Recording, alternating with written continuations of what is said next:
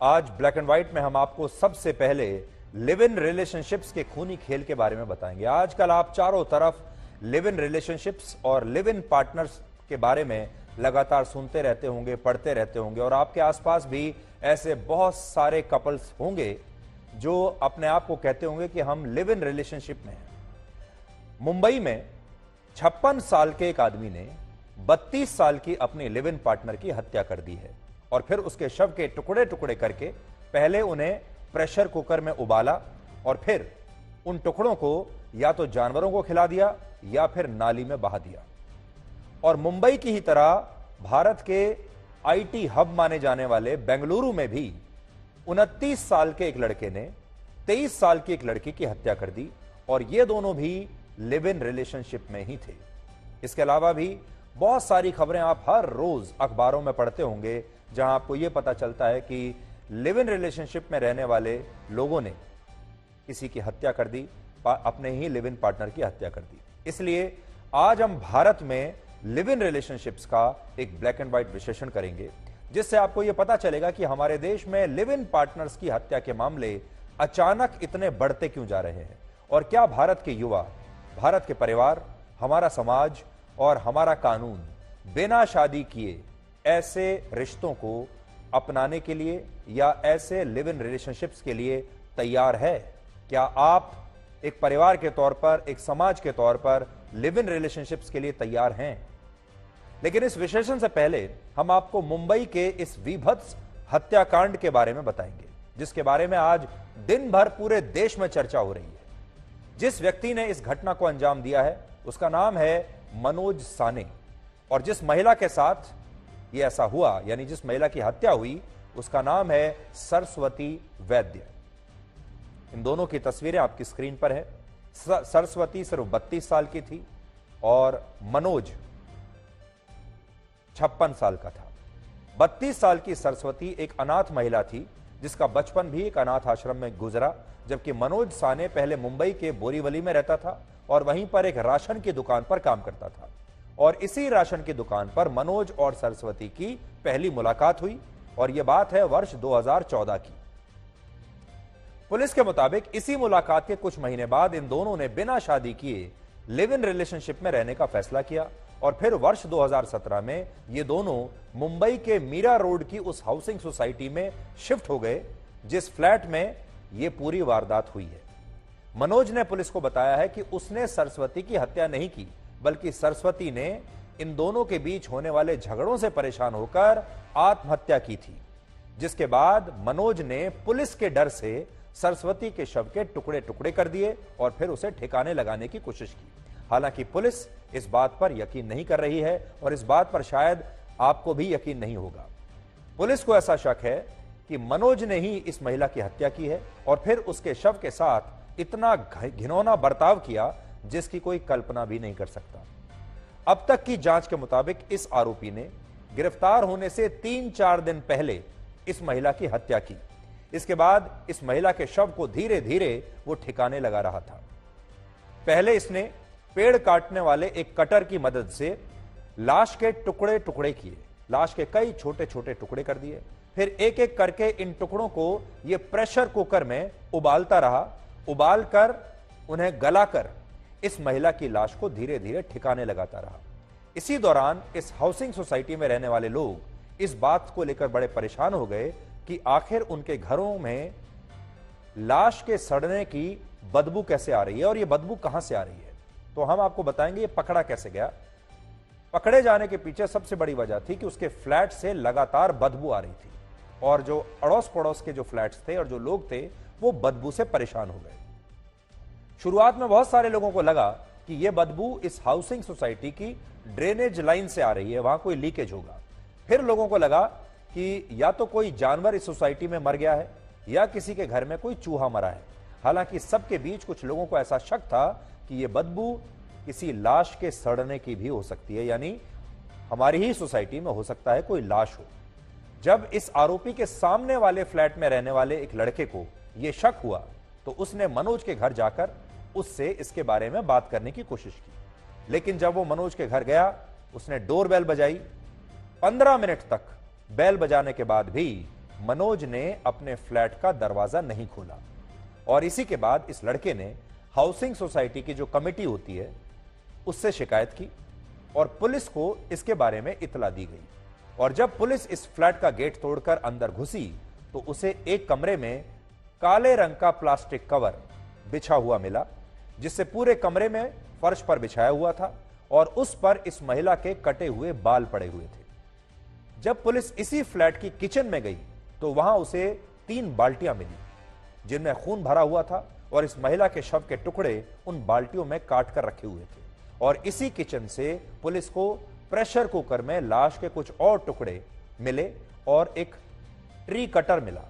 और जब मनोज शाम को अपने फ्लैट पर आया, उस दौरान मनोज कहीं बाहर गया हुआ था, जब वो शाम को आया तो पुलिस ने उसे गिरफ्तार कर लिया। आगे बढ़ने से पहले आपको बताना चाहता हूं कि ये जो खबर है ये आपको डिस्टर्ब कर सकती है, ये खबर आपको परेशान कर सकती है, इसलिए जो कमजोर दिल के लोग हैं वो इस खबर को ना देखें। आप 2-4 मिनट के लिए ना देखें, उसके बाद जो हम लिव इन रिलेशनशिप्स का विश्लेषण करेंगे आप उसके बाद हमें ज्वाइन कर सकते हैं अगर आपको यह खबर डिस्टर्ब कर रही है मेंटली। पुलिस का कहना है कि मनोज ने यह वारदात आफताब को ध्यान में रखते हुए की, जिसने इसी तरह अपनी लिव इन पार्टनर श्रद्धा की हत्या करके उसके टुकड़े टुकड़े कर दिए थे। आपको याद होगा श्रद्धा मर्डर केस जो दिल्ली में हुआ था, पूरे देश में उसकी कई दिनों तक चर्चा होती रही थी और तब हमें ऐसा लगता था कि इससे विभत्स हत्या कोई हो नहीं सकती जिसमें आफताब ने अपनी ही लिव इन पार्टनर की हत्या की थी। आपको याद होगा श्रद्धा की हत्या की थी और फिर श्रद्धा की हत्या करने के बाद उसके शरीर के टुकड़े टुकड़े करके छोटे छोटे बैग्स में वो जंगल में डिस्पोज करता रहा। ये जो केस था इसने पूरे देश को हैरान कर दिया था और तब हमें लगता था इससे विभत्स और क्या हो सकता है। लेकिन आप सोचिए, जब इस तरह की घटनाएं टीवी पर आती हैं, अखबारों में इस तरह की घटनाएं छपती हैं, तो 2 तरह का रिएक्शन होता है। एक रिएक्शन तो यह होता है कि बहुत सारे लोग ऐसी घटनाओं से डर जाते हैं, ये सबक लेते हैं कि ऐसा नहीं करना चाहिए, कोई ऐसा कैसे कर सकता है। लेकिन बहुत सारे लोग ऐसी घटनाओं से प्रेरणा भी ले लेते हैं और बहुत सारे लोग फिर ऐसी घटनाओं को अपने जीवन में अंजाम देने की कोशिश भी करते हैं। तो ये जो व्यक्ति है 56 साल का मनोज, इसने इस घटना से ये जो मामला था आफताब का और श्रद्धा का, उससे प्रेरणा ली और उसको लगा कि जिस तरह श्रद्धा के शरीर के टुकड़े टुकड़े करके आफताब ने बाहर फेंक दिए, मैं उससे और एक कदम आगे निकल जाता हूं। और उसने न सिर्फ अपनी लिव इन पार्टनर की शव के टुकड़े टुकड़े किए, बल्कि उन्हें प्रेशर कुकर में उबालने के बाद कुछ टुकड़ों को जानवरों को खिला दिया, कुछ टुकड़ों को उसने नाली में बहा दिया और कुछ टुकड़ों को उसने मिक्सर ग्राइंडर में डालकर उन्हें पीस दिया ताकि सारे सबूत ही खत्म हो जाए। तो सोचिए इंसान जो है वो कैसे कई बार हैवान बन जाता है, और ये इंसान नहीं है, ये एक हैवान है जो ऐसा कुछ सोच सकता है इस 32 साल की लड़की के बारे में। आज हम अपराध के पहलू पर नहीं जा रहे, ये है तो बहुत बड़ा अपराध, लेकिन इसके पीछे वजह क्या है, आज उस वजह पर जा रहे हैं। ये तो मुंबई की एक घटना है। अब आपको लेकर चलते हैं बेंगलुरु, जो भारत का आईटी हब कहलाता है। ऐसी ही एक घटना बेंगलुरु में भी हुई है, जहां एक 29 साल के लड़के ने अपनी 23 साल की लिव इन पार्टनर की गला घोटकर हत्या कर दी। ये अर्पित है 29 साल का, आकांक्षा थी 23 साल की। ये दोनों भी लिव इन रिलेशनशिप में थे। पुलिस के मुताबिक अर्पित नाम का यह लड़का आकांक्षा नाम की इस लड़की के साथ पिछले 2 वर्षों से लिव इन रिलेशनशिप में रहता था, लेकिन कुछ महीने पहले जब इस लड़के का हैदराबाद में ट्रांसफर हुआ तो इन दोनों का ब्रेकअप हो गया। और इस दौरान अर्पित का इस लड़की के साथ कई बार झगड़ा हुआ और बाद में इस लड़के ने बेंगलुरु आकर लड़की के घर जाकर इस लड़की की गला घोटकर हत्या कर दी। और इस मामले में पुलिस अब इस आरोपी की तलाश कर रही है, क्योंकि आरोपी फरार है। यह लड़का हत्या करके फरार हो गया। और यह लिव इन रिलेशनशिप वाला फसाद सिर्फ बड़े शहरों तक सीमित नहीं है, अब छोटे छोटे शहरों के जो युवा हैं उन्हें भी लिव इन रिलेशनशिप में रहने का शौक चढ़ रहा है और वहां पर भी इस तरह की हत्याएं हो रही हैं। अब लेकर चलते हैं आपको छत्तीसगढ़ के बालोद जिले में। एक ऐसी घटना हुई जहां एक 53 साल के व्यक्ति ने अपनी 45 साल की लिव इन पार्टनर की पीट पीट कर हत्या कर दी। और इस हत्या का कारण भी यही था कि इन दोनों के बीच आए दिन झगड़े होते थे। और ऐसी घटनाओं की जो सूची है वो बहुत लंबी है। अगर आप हर रोज अखबार पढ़ते हैं, न्यूज चैनल्स देखते हैं, तो आपको पूरे भारत से, चाहे बड़े शहर हों, चाहे छोटे शहर हों, कस्बे हों, अब आपको ऐसी घटनाएं रोज पढ़ने को, सुनने को मिलती होंगी जहां लोग अपने लिव इन पार्टनर्स की हत्या कर रहे हैं। और ये सारी घटनाएं हो रही हैं उन कपल्स के साथ जो शादी नहीं की, जिन्होंने जो लिव इन रिलेशनशिप में रह रहे हैं। जैसे दिल्ली में इसी साल 10 फरवरी को साहिल गहलोत नाम के एक लड़के ने अपनी 23 साल की गर्लफ्रेंड की हत्या करके उसके शव को अपने ही गांव के एक ढाबे में एक फ्रिज में छिपा दिया। लेकिन इसके बाद जब इस लड़की के परिवार ने पुलिस में उसकी गुमशुदगी की शिकायत की तो पुलिस ने इस लड़के को गिरफ्तार कर लिया था। और यह लड़का क्या कर रहा था? अपनी लिव इन पार्टनर की हत्या करने के बाद यह शादी के मंडप पर बैठा हुआ था। इसके बाद हत्या करने के बाद सीधा शादी करने के लिए गया और किसी और से शादी कर रहा था। इसी तरह महाराष्ट्र के पालघर में इसी साल 27 साल के एक लड़के ने अपनी 35 साल की लिव इन पार्टनर की इसलिए हत्या कर दी क्योंकि यह लड़की लिव इन में रहते हुए इस लड़के पर शादी करने के लिए दबाव बना रही थी। यानी बहुत सारे लड़के ऐसे हैं जो लिव इन में तो ठीक है लेकिन शादी नहीं करना चाहते। और जब लड़की शादी के लिए दबाव डालती है तो फिर इस संबंध से बाहर निकलने का एक ही रास्ता उनको समझ में आता है कि लड़की की हत्या कर दो। आज आपको शायद यकीन नहीं होगा कि पिछले 8 महीनों में ही हमारे देश में 27 से ज्यादा ऐसी घटनाएं हो चुकी हैं जिनमें लड़कों ने अपनी लिव इन पार्टनर्स की बेरहमी से हत्या की है। और आप जब इन सभी घटनाओं की मूल जड़ में जाएंगे, समस्या की जड़ में जाएंगे, तो आपको एक ही कारण मिलेगा और वो है लिव इन रिलेशनशिप्स। यानी इन सब में जो कॉमन है, जो कॉमन थ्रेड है, वो है लिव इन रिलेशनशिप्स। ये सारी लड़कियां जो मारी गईं ये लिव इन रिलेशनशिप्स में थी।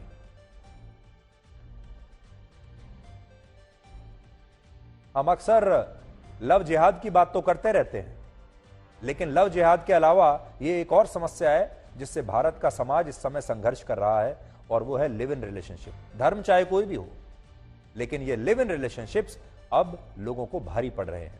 भारत में लिव इन रिलेशनशिप की यह संस्कृति असल में पश्चिमी देशों से आई है, जहां इसे लिव इन नहीं बल्कि कोहैबिटेशन कहते हैं। और ऐसे रिश्तों को पश्चिमी देशों में न सिर्फ स्वीकार किया जाता है बल्कि वहां ज्यादातर कपल्स को वैसे ही कानूनी अधिकार प्राप्त होते हैं जो अधिकार शादीशुदा विवाहित कपल्स को भारत में या दूसरे देशों में दिए जाते हैं। यानी पश्चिमी देशों में अगर आपने शादी की है या आप लिव इन रिलेशनशिप में रहते हैं, बात बराबर है, सबको बराबर के अधिकार है, वही अधिकार मिलते हैं। बड़ी बात यह है कि हमारे देश के युवाओं ने आधुनिकता के चक्कर में पश्चिमी देशों के इस लिव इन वाले कल्चर को तो कॉपी करके अपना लिया, लेकिन सच यह है कि हमारा देश, हमारा समाज और हमारे युवा अब भी इसे लेकर पूरी तरह परिपक्व नहीं है, मैच्योर्ड नहीं है। पश्चिमी देश तो हमसे वैसे भी 20 से 25 साल आगे है। तो हमारे युवाओं ने कॉन्सेप्ट को तो कॉपी कर लिया, लेकिन उसके आसपास की जो चीजें हैं, जो फैक्टर्स उसको सफल बनाने के लिए चाहिए होते हैं, वो उनके पास नहीं है। और इसका एक बड़ा कारण यह है कि हमारे देश की संस्कृति पश्चिमी देशों से बिल्कुल अलग है। हमारी संस्कृति, हमारे पारिवारिक मूल्य वो पश्चिमी देशों से बिल्कुल अलग है। तो आप अगर आंख बंद करके पश्चिमी देशों का कोई सामाजिक कॉन्सेप्ट कॉपी कर लेंगे और उसे हमारे समाज पर आप कॉपी पेस्ट कर देंगे तो वो सफल हो ही नहीं सकता, क्योंकि हमारा समाज अलग है, हमारा डीएनए अलग है, हमारे सोचने समझने का तरीका अलग है, हमारी परवरिश अलग तरीके से हुई है। पश्चिमी देशों में लिव इन रिलेशनशिप्स का कॉन्सेप्ट इसलिए आया क्योंकि वहां ज्यादातर शादियां, एक समय ऐसा आया जब शादियां सफल नहीं हो रही थी, शादियां टूट रही थी, और इसीलिए वहां किसी भी लिव इन रिलेशनशिप का फाइनल डेस्टिनेशन या जिसको आप कह लीजिए आखिरी मकसद शादी नहीं होता, बल्कि उनका मकसद होता है टुगेदरनेस, यानी एक साथ रहना। तो पहला अंतर तो आप समझिए, पश्चिमी देशों में लोग जो लिव इन रिलेशनशिप्स में होते हैं वो आखिर में ये नहीं सोचते कि इसका आखिरी जो हमारा डेस्टिनेशन है वो शादी ही होगा। वहां जो मूल भाव होता है वो ये है कि हमें साथ में रहना है, टुगेदरनेस के लिए हम इस संबंध में आ रहे हैं। जबकि भारत में ऐसा बिल्कुल नहीं है। हमारे देश में किसी भी लड़के और लड़की के बीच के रिश्ते का फाइनल डेस्टिनेशन आज भी शादी है। यानी लिव इन रिलेशनशिप्स में पश्चिमी देशों के संस्कार तो फिट बैठते हैं, लेकिन हमारी संस्कृति इसमें फिट नहीं बैठती और इसीलिए जब हमारे देश के युवा पश्चिमी देशों की नकल करते हैं और लिव इन रिलेशनशिप्स में रहना शुरू करते हैं तो इससे ऐसी घटनाएं होती हैं जिनकी कल्पना करना भी मुश्किल है, क्योंकि हमारे देश की लड़कियां लिव इन रिलेशनशिप्स के बाद शादी की उम्मीद करती हैं। तो बहुत जगह तो लड़कियां शादी करना चाहती हैं, लड़का नहीं करना चाहता, और बहुत जगह लड़का शादी करना चाहता है लेकिन लड़कियां उस संबंध से बाहर निकलना चाहती हैं। भारत की प्राचीन संस्कृति विवाह यानी शादी को रिश्तों का सबसे बड़ा आधार मानती है, जबकि पश्चिमी देशों की प्राचीन संस्कृति लिव इन रिलेशनशिप्स को रिश्तों का आधार मानती है, टुगेदरनेस को आधार मानती है। ऐसा कहा जाता है कि प्राचीन रोम में भी बहुत सारे कपल्स बिना शादी के एक साथ रहा करते थे और तब इसे एक परंपरा के तौर पर देखा जाता था जिसे कॉन्क्यूबेनेटस कहा जाता था। यह कॉन्सेप्ट था कॉन्क्यूबेनेटस। उस समय प्राचीन रोम में लिव इन में रहने वाले कपल्स बड़े बड़े पत्थरों पर अपना नाम अंकित करते थे और ऐसे रिश्तों को पवित्र माना जाता था, कैजुअल रिश्ता नहीं माना जाता था। मध्यकालीन युग और फिर आधुनिक दौर में जब शादी करने का चलन बहुत बढ़ गया तो लिव इन वाला ये कल्चर बहुत कम लोकप्रिय रह गया। लोगों ने लिव इन को छोड़ दिया और लोग विवाह करने लगे और अमेरिका और पश्चिमी देशों में ज्यादातर लोग शादियां करने लगे। लेकिन जब ये शादियां असफल होने लगी तब लोगों ने एक बार फिर से बिना शादी किए साथ रहने की परंपराओं को अपनाना शुरू किया और लोगों को लगा कि शादी का जो इंस्टीट्यूशन है उसमें लोगों का विश्वास खत्म हो रहा था और लोगों ने लिव इन रिलेशनशिप्स में रहना शुरू किया।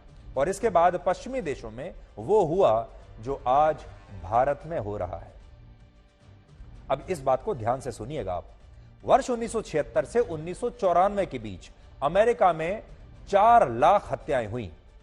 जब उन घटनाओं का, उन हत्याओं की जांच की गई, अध्ययन किया गया तो पता चला कि इनमें से बहुत सारी हत्याएं लिव इन रिलेशनशिप्स की वजह से हुई और इसी के बाद अमेरिका में ऐसी घटनाओं पर गहन अध्ययन शुरू हुआ और सरकार ने भी इसे लेकर नए नए कानून बनाने शुरू कर दिए। वर्ष 2001 से 2010 के बीच ऐसी बहुत सारी स्टडीज हुई जिनसे यह पता चला कि लिव इन में रहने वाली महिलाओं के खिलाफ शादीशुदा महिलाओं की तुलना में 5 गुना ज्यादा हिंसा होती है। यह मैं पश्चिमी देशों की बात कर रहा हूं। इसके अलावा शुरुआत में ऐसे रिश्तों में महिलाओं की हत्याएं ज्यादा होती थी, लेकिन बाद में यही महिलाएं अपने पुरुष लिव इन पार्टनर्स की हत्याएं करने लगी। यानी पहले पश्चिमी देशों में महिलाओं की हत्या ज्यादा होती थी, धीरे धीरे ट्रेंड बदल गया, अब पुरुषों की हत्याएं ज्यादा हो रही है। और वर्ष 2001 की एक स्टडी में पता चला कि पुरुषों की तुलना में महिलाएं लिव इन रिलेशनशिप्स में रहते हुए 10 गुना ज्यादा हिंसा करती हैं।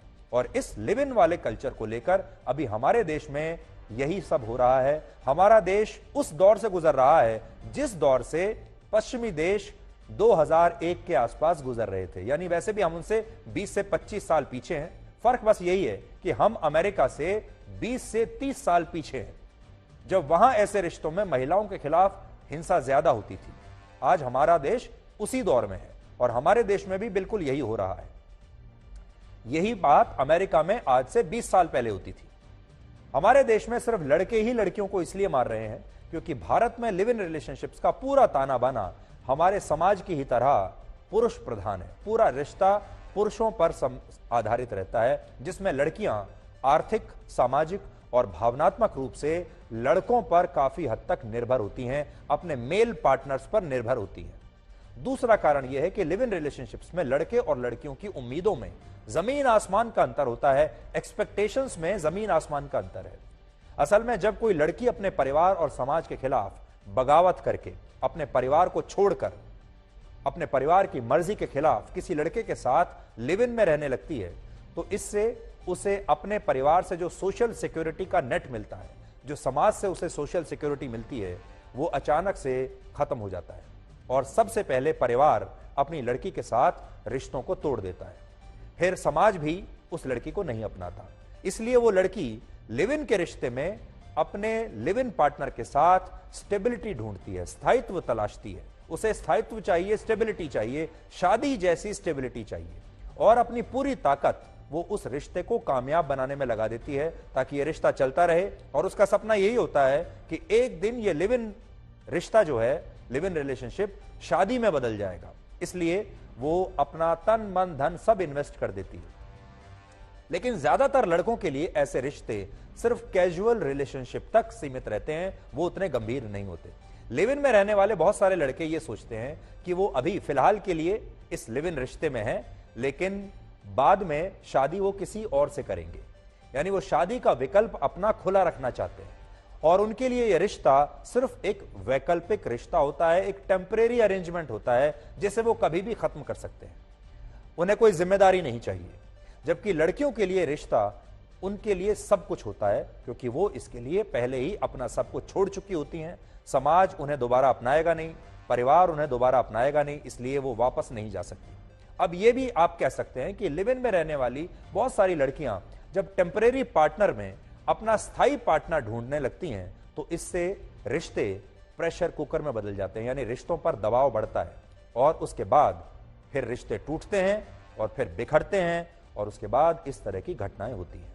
भारत में कितने युवा लिव इन रिलेशनशिप्स में रहते हैं, इसे लेकर कोई आंकड़ा तो मौजूद नहीं है, लेकिन एक सर्वे में हर 10 में से 8 युवाओं ने माना कि वो शादी से पहले लिव इन को सही मानते हैं। और आज भारत के जिस शहर में युवा सबसे ज्यादा लिव इन में रहते हैं वो शहर है कर्नाटक का बेंगलुरु।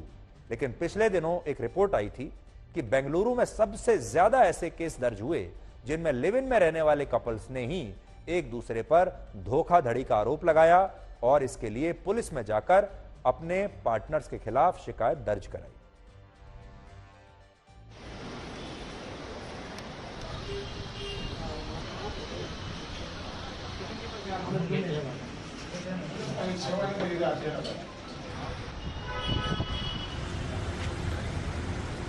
ये जो घटना हुई है वो गीता आकाशदीप सोसाइटी, जो मेरे ठीक पीछे आप देख सकते हैं, इसी बिल्डिंग के 7वें मंजिल पर ये जो कपल है वो रहते थे। आपको बता दें सबसे महत्वपूर्ण जो दोनों कपल है वो अक्सर मॉर्निंग में जो है मॉर्निंग वॉक करने जाते थे, कुत्तों को खाना भी देने जाते थे। ये आप जो फ्लैट देख सकते हैं आकाशदीप सोसाइटी का 704, इसी के अंदर मर्डर हुआ है। आपको सबसे पहले तो बता दें ये जो कपल है पिछले 3 से 4 साल से यहाँ पर रह रहा था, रेंट पर यहाँ पर रह रहा था।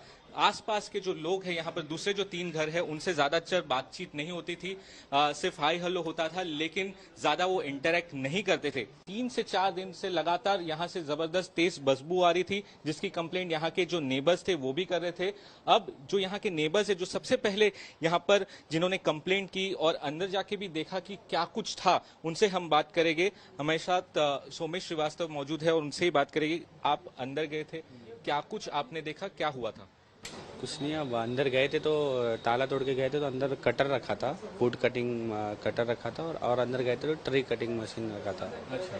हाँ, और बेड पे ब्लैक कलर का प्लास्टिक रखा था, लेकिन उसमें कुछ था नहीं। अच्छा। और सब चीज़ किचन में थी, मतलब 3 बाल्टियाँ भरी थी, उसमें बॉडी पार्ट्स डिसमेंटल किए रखे हुए थे, लेकिन वो पूरा मतलब डिमोलिश हो, मतलब स्मेल कर रहे थे और वो कुछ दिख नहीं रहा था उसमें कौन सा बॉडी पार्ट है वो। और लेडी का बाल काट के चोटी वहाँ फेंका हुआ था। सुमेश, थोड़ा डिटेल में जानना चाहिए, ये घर कितना बड़ा रहेगा? जी 704 BHK 2 BHK। और ये जो दोनों कपल है ये कब से रह रहे थे? Approx 3-4 years approx. ये दोनों ही रहते थे? हाँ, ये दोनों ही रहते थे। आप लोग की कभी सोमेश बातचीत हुई रहेगी? कोई फैमिलियर थे ही नहीं है। आप मेरे ठीक पीछे ये जो बिल्डिंग है यहीं पर ये कपल रहता था। मेरे ठीक पीछे यहाँ पर आप देखिए कि ये एक बहुत बड़ी गटर है। ये जो आप साइड में रेलवे ट्रैक देख रहे हैं, ये मीरा रोड और भाईंदर के बीच का ये रेलवे ट्रैक है और उसके ठीक आप देख सकते हैं यहाँ से ये पूरी गटर जाती है। तो पुलिस और नेबर्स को ये शक है कि ये जो गटर है वहां पे कुछ बॉडी के पार्ट्स फेंके जाया करते थे और साथ ही यहाँ पे जो कुछ कुत्ते हैं उनको भी ये पूरे बॉडी पार्ट्स शायद वो खिलाता था, क्योंकि पुलिस को अभी भी उस महिला के जो पूरे बॉडी पार्ट्स है वो नहीं मिल गए हैं, इसलिए बाकी के जो बॉडी पार्ट्स है उसकी तलाश अभी भी जारी है। पुलिस स्टेशन के ऑफिसर्स और स्टाफ ने जाके वहाँ पे देखा, वहाँ से बदबू आने की जो इन्फॉर्मेशन थी वो कंफर्म की। वहाँ पे लॉक तोड़ के उन्होंने जब एंट्री किया तो किचन में बहुत सारे यूटेंसिल और बकेट में वहाँ पे चॉप किए हुए बॉडी पार्ट्स मिले हैं। उसमें बाद में इन्वेस्टिगेशन में ऐसा रिवील हो चुका था कि एक कपल था, लिव इन रिलेशन में रह रहा था उधर।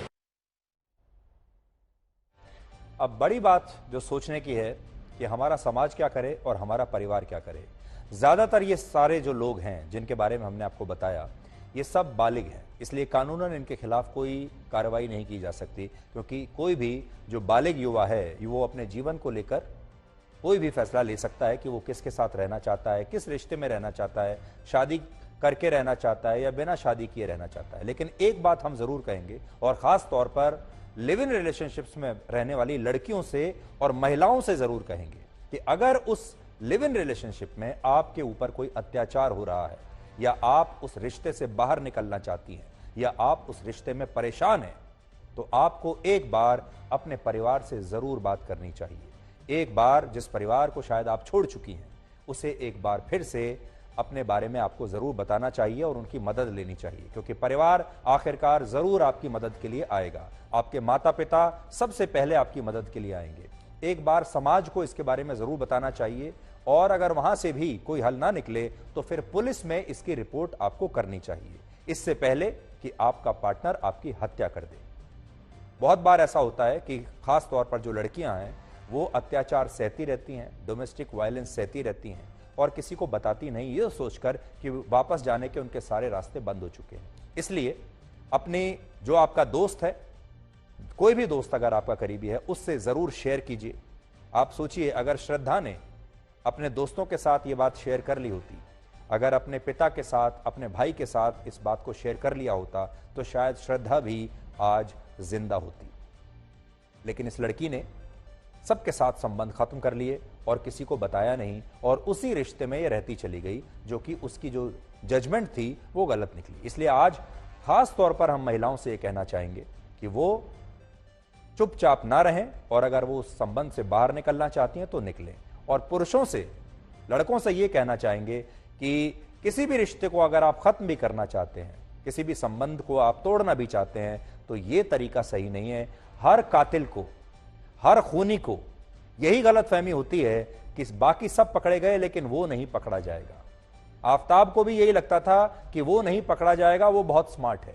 ये जो मनोज है 56 साल का, इसे भी यही लगता था। वो बेंगलुरु में जो लड़का था, उसे भी यही लगता था कि वो कभी पकड़ा नहीं जाएगा। सबको यही लगता है, हर अपराधी ये सोचता है अपराध करने से पहले कि वो अपवाद है, वो नहीं पकड़ा जाएगा। लेकिन हर खूनी एक ना एक दिन पकड़ा ही जाता है।